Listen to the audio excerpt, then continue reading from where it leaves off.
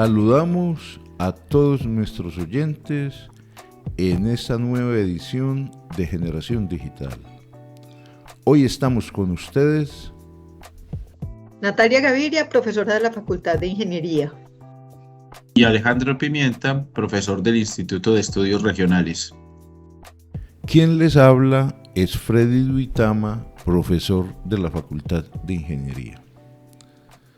Hemos recibido muchos comentarios sobre el último episodio del podcast y por supuesto agradecemos a nuestros oyentes toda la retroalimentación que nos han dado.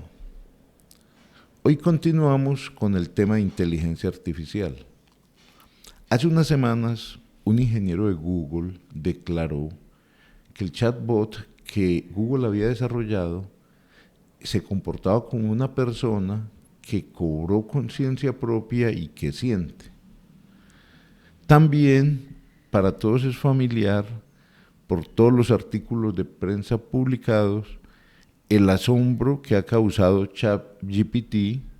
Muchas personas colocan ejemplos en las redes sociales sobre lo que han hecho con ChatGPT, algunos asombrados por sus resultados, otros mostrando sus debilidades.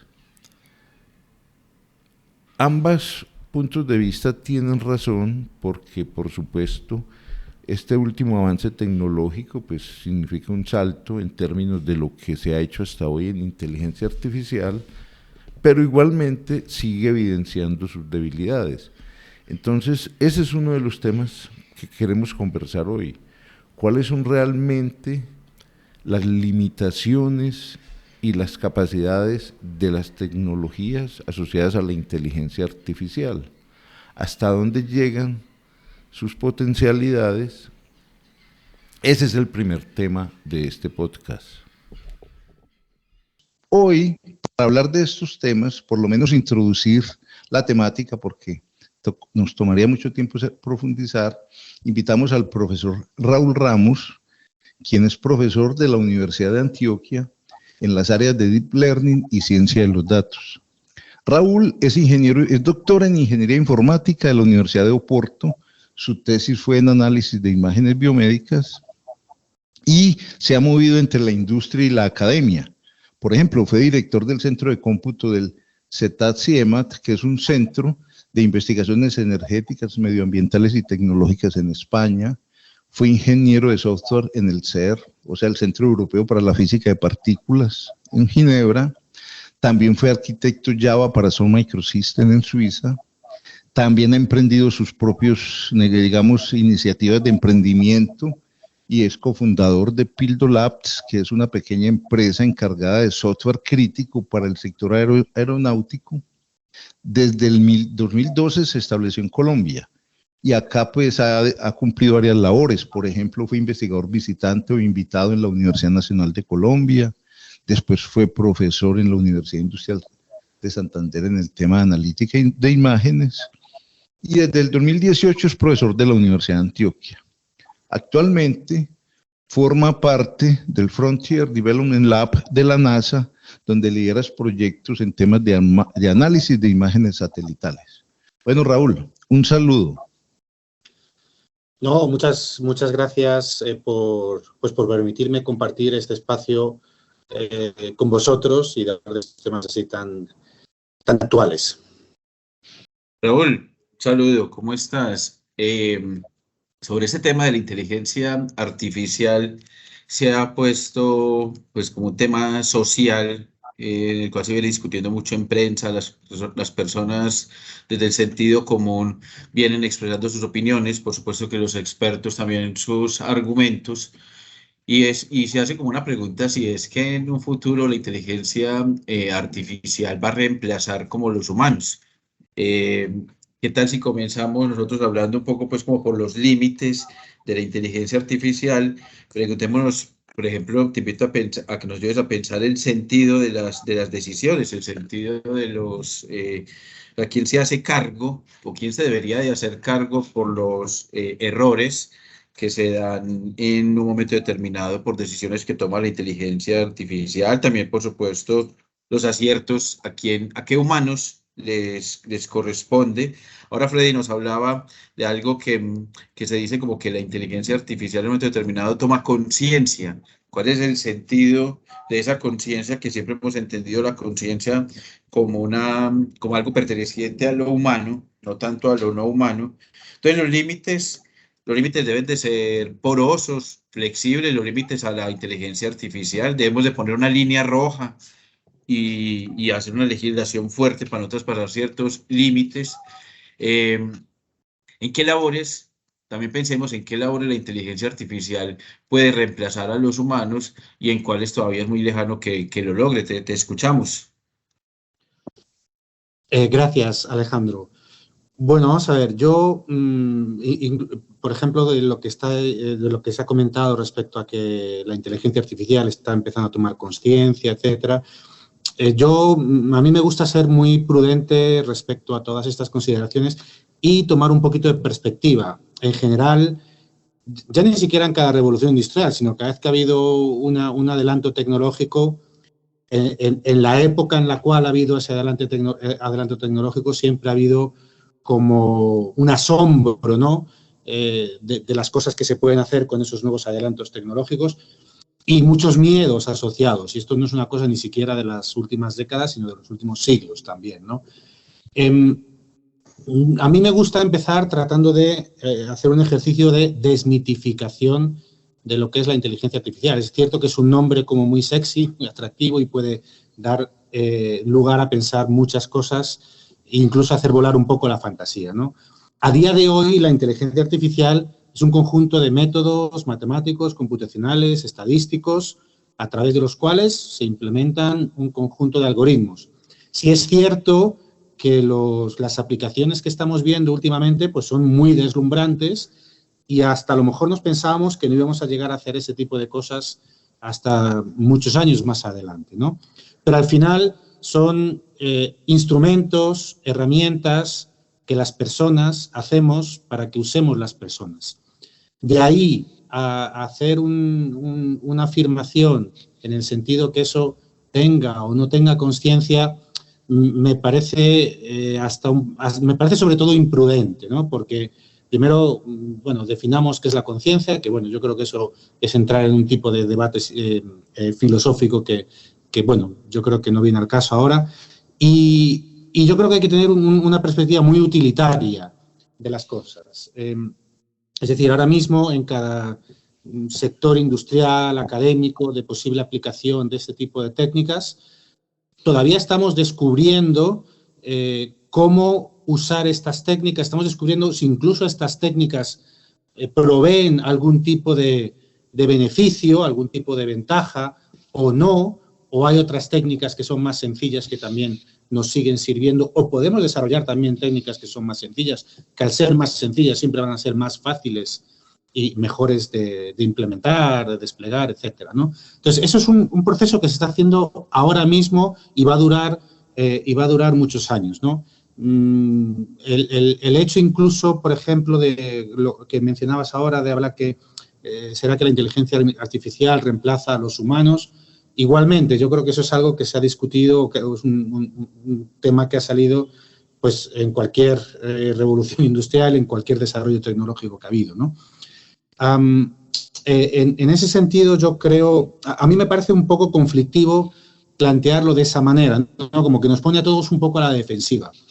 Desde esta perspectiva más utilitaria de las cosas, yo creo que tenemos que entender que tenemos un conjunto de tecnologías y herramientas a nuestra disposición, que serán más o menos sofisticadas, pero serán más o menos útiles en tanto en cuanto las conozcamos y las sepamos utilizar, ¿no? Entonces, según vamos descubriendo en distintos ámbitos de aplicación, profesionales, industriales, académicos, estas tecnologías, cómo pueden usarse y si pueden usarse, no vamos a ir descubriendo qué impacto van a tener, ¿no? Entonces, fíjate que yo hablaría más de que si las máquinas van a reemplazar a las personas, me parece más útil, más provechoso hablar en el sentido en el que los distintos profesionales van a tener que hacer y están haciendo distintos esfuerzos para entender estas tecnologías y saber cómo aplicarlas y cómo beneficiarse de ellas en su propia profesión o en su propio ámbito de actuación, ¿no?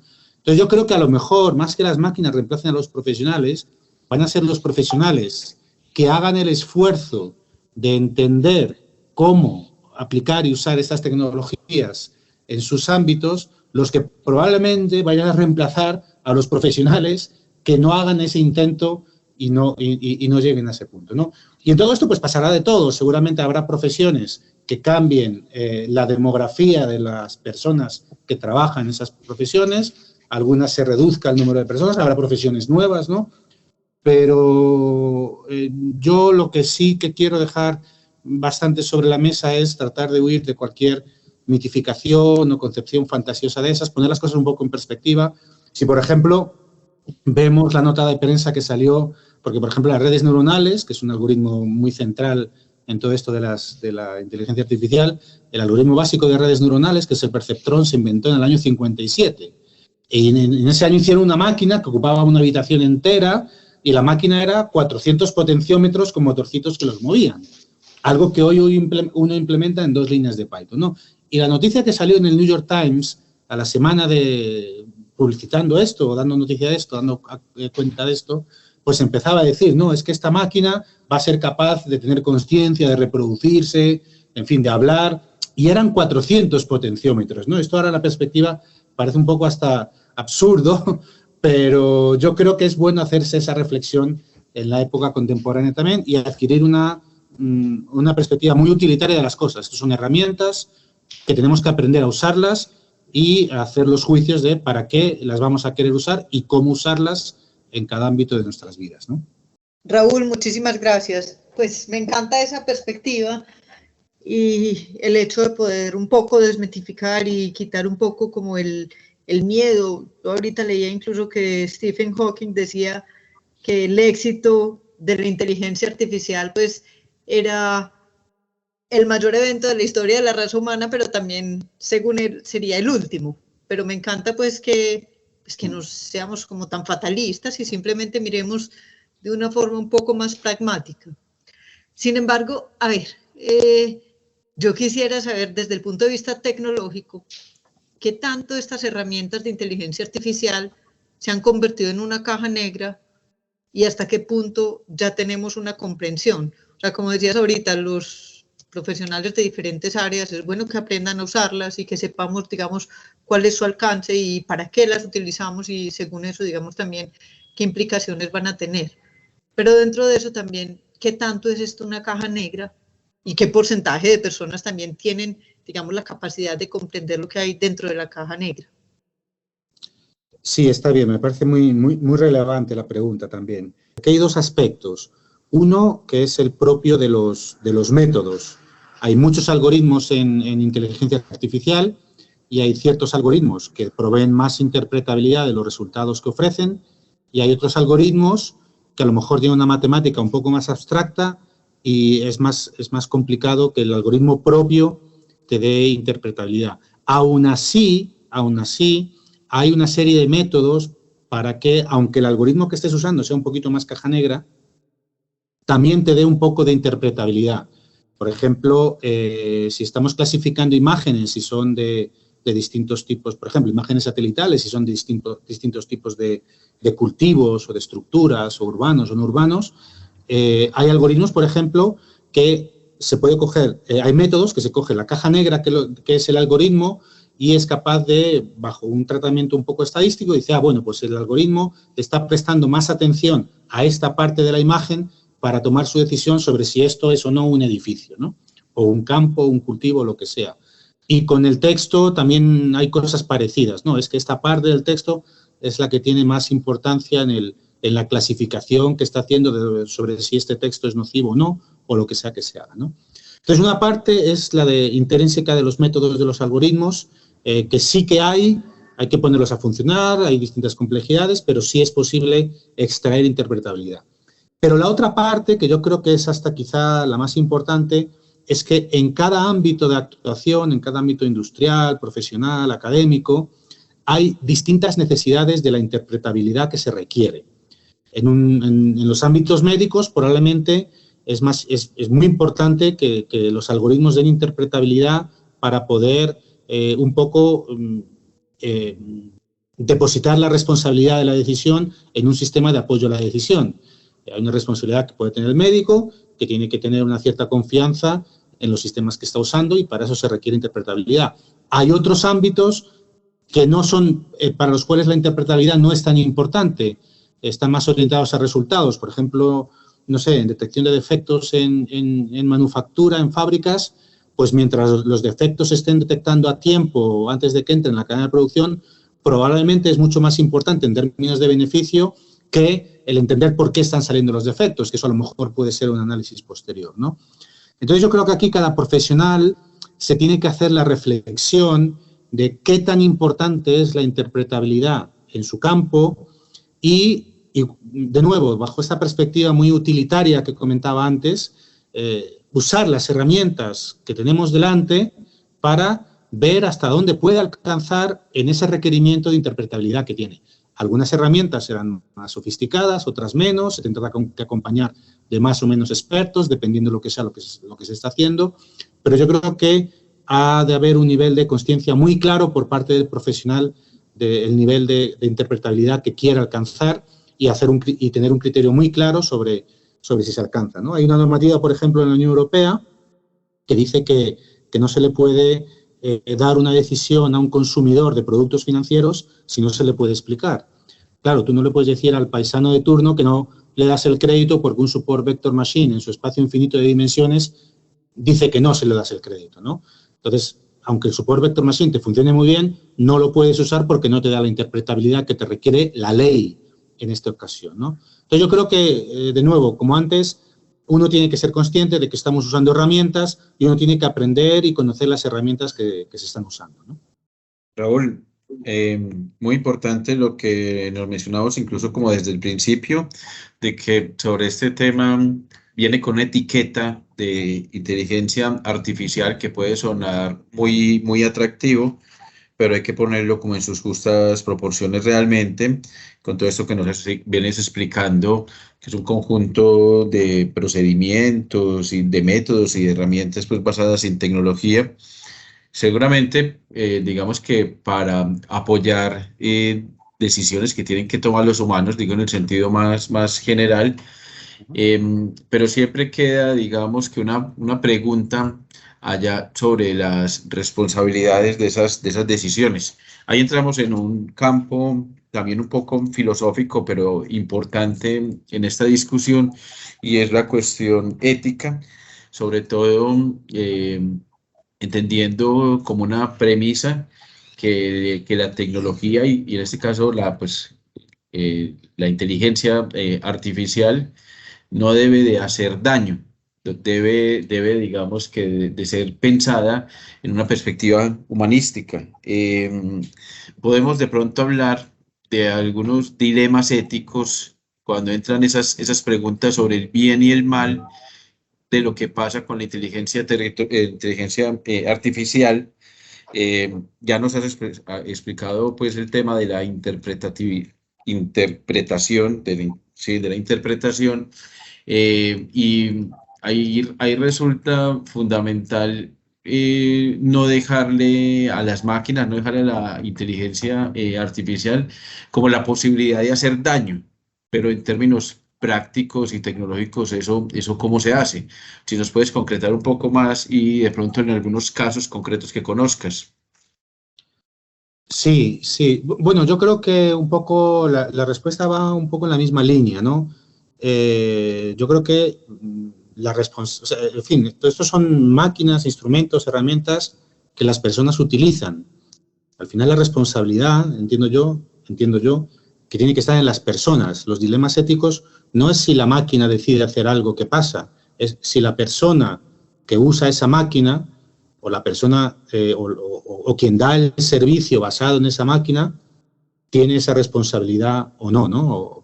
No es la máquina la que es depositaria de la responsabilidad o de una voluntad de hacernos daño, sino las personas. Y, por ejemplo, disculpa que te interrumpa, Raúl, pero ¿cómo intervenir, por ejemplo, la inteligencia artificial para que no dé respuestas, por ejemplo, basadas en sesgos, si es que lo da en un momento determinado?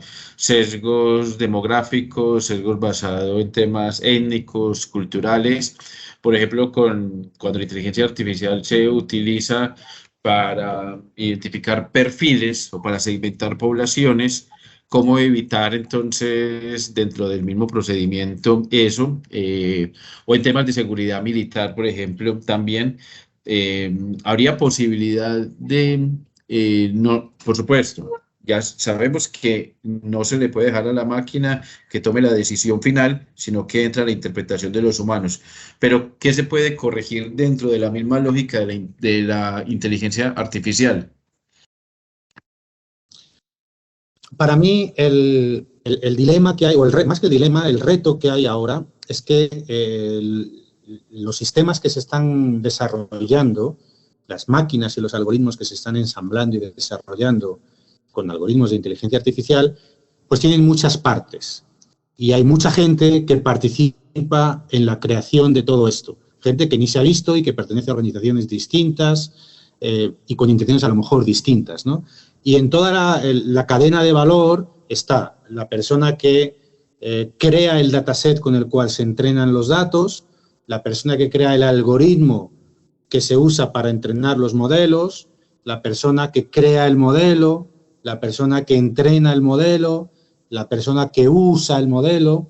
Entonces, el reto que yo creo que hay ahora mismo, que es un reto organizacional, legal, de la sociedad, yo creo, es que como participa tanta gente y es tan distribuida la creación de estos, la participación de las personas en la creación y en el desarrollo de estos sistemas, que es muy difícil atribuirle la responsabilidad a las distintas partes. Ese reto, en general, no está resuelto todavía y probablemente en cada ámbito de la actividad humana pues tenga distintos criterios por los cuales resolverse, ¿no? A lo que mencionas, por ejemplo, el hecho de que un sistema tenga un sesgo demográfico, racial, lo que sea, al hacer algo, ¿no? Al seleccionar hojas de vida, al presentar productos, lo que sea, bueno, pues hay que entender de dónde viene ese sesgo. Ese sesgo viene del dataset con el cual se entrenó, porque solamente había un cierto, no era representativo de las personas, de los clientes a los que luego se les va a aplicar el modelo. Es que el algoritmo de entrenamiento del modelo no tenía la suficiente capacidad como para capturar toda la variedad de los datos. Bueno, pues todas esas preguntas hay que hacérselas y lo que hay que dotarse, yo creo, que es de protocolos para poder identificar dónde están los problemas, de los cuales los sesgos es uno de ellos, y atribuir esa responsabilidad. Por ejemplo, está en los carros autoconducidos, cuando hay un fallo, cuando hay un accidente, no está claro a día de hoy de quién es la culpa, del usuario que conducía y tomó la decisión de fiarse de la IA, del constructor que puso el algoritmo, del que desarrolló el algoritmo, del que hizo el dataset con el cual se entrenó el algoritmo. Todo eso a día de hoy no está claro. Pero la problemática no viene de que las máquinas decidan, vuelvo un poco a lo de antes, ¿no? Somos las personas que resulta que estamos usando sistemas que están hechos por muchas personas distintas y no tenemos entre nosotros, no nos hemos puesto de acuerdo de cómo repartir esa responsabilidad, incluyendo los problemas éticos, ¿no? Entiendo que distintos gobiernos y distintas organizaciones están creando comités de discusión, grupos de trabajo para tratar estos problemas, sobre todo los problemas éticos también, ¿no? Y todas estas discusiones, o sea, todos estos criterios de quién hace las cosas, de dilución de la responsabilidad, pues entran en todos estos ámbitos, ¿no? Se está trabajando en eso y en la mayoría de los casos no está todavía claro cómo hacer esa atribución de responsabilidad y cómo hacer esas delimitaciones éticas. Estamos en un momento estamos aprendiendo a usar esas tecnologías y bueno, yo creo que tenemos que ser muy pragmáticos y muy objetivos en estos criterios, ¿no? Qué tan interesante, Raúl.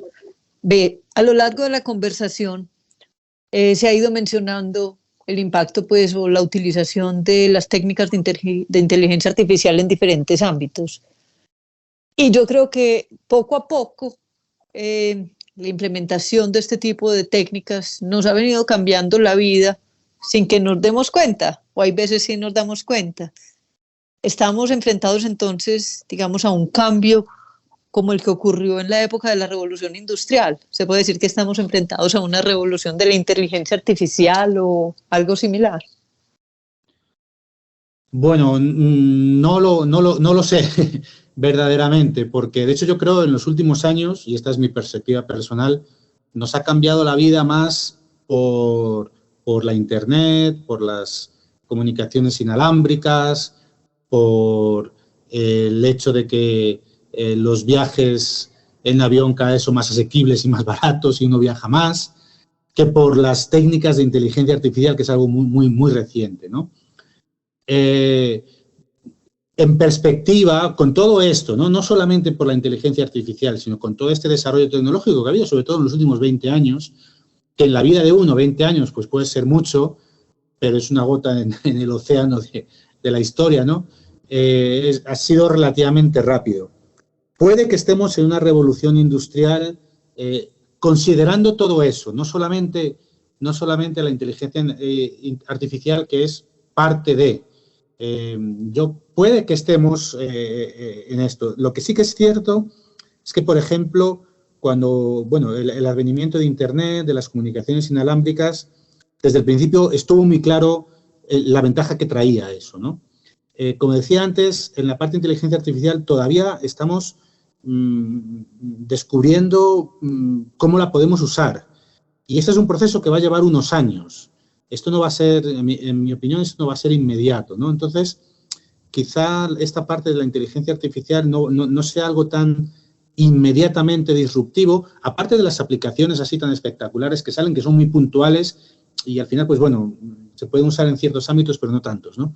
Pero para resolver problemas concretos de industria, de la sociedad, de la ciencia, esto va a ser algo, yo pienso que va a ser gradual porque es muy iterativo, es mucha prueba y error hasta que vamos descubriendo cómo usar estas técnicas. Entonces, bueno, yo creo que esto es parte de la revolución que se está dando lugar desde hace quizá un par de décadas o 3. Y este es quizá el último paso. Y habrá más pasos y a lo mejor dentro de 5 años ya no se llama inteligencia artificial, sino se llama de otra manera, ¿no? Pero yo creo que es parte de. Bueno, la conversación de hoy ha estado muy sustanciosa. Por supuesto que podríamos seguir conversando, pero el tiempo ya se nos agota, ¿sí? Solo quiero como resaltar algunos elementos que aporta Raúl y que por supuesto le dan perspectiva a la problemática, ¿sí? Que vamos allá, de más allá de deslumbrarnos, entender que lo que están surgiendo son nuevas herramientas, ¿cierto? Que se trate de prepararnos para usarlas, de conocer sus límites y saber en qué ámbitos ya tenemos certeza de que se pueden usar y no son muy útiles, y en qué ámbitos todavía hay un trabajo por hacer, como en el caso de la medicina, donde todavía se necesita que haya más interpretación de los resultados, por ejemplo. Y de paso también pues los dilemas éticos, que esto es muy interesante porque generalmente los hechos vienen antes de la normatividad y eso pues el derecho tiene que ir adecuándose y todavía hay cosas que del derecho y de la filosofía y de otras disciplinas no se han resuelto respecto a estas tecnologías, pero esto no puede llevar a frenar su desarrollo. Se trata de que desde estas disciplinas y desde estas perspectivas también se haga el análisis respectivo y se establezcan las regulaciones cuando apliquen o cuando no apliquen. Bueno, Raúl, muchísimas gracias. De nuevo, repito, esta conversación ha sido muy productiva. No sé si tienes algunas palabras finales para nuestros oyentes. Nada, muchísimas gracias a vosotros también. Yo creo que este tipo de espacios, con tanta mitificación que hay de la IA, yo creo que este tipo de espacios son muy importantes, un poco para ayudar a echar un cable a tierra, quitar miedos y fomentar una cultura más crítica y más práctica del uso de estas herramientas, que yo creo que eso nos beneficiará a todos si hay este tipo de perspectivas, ¿no?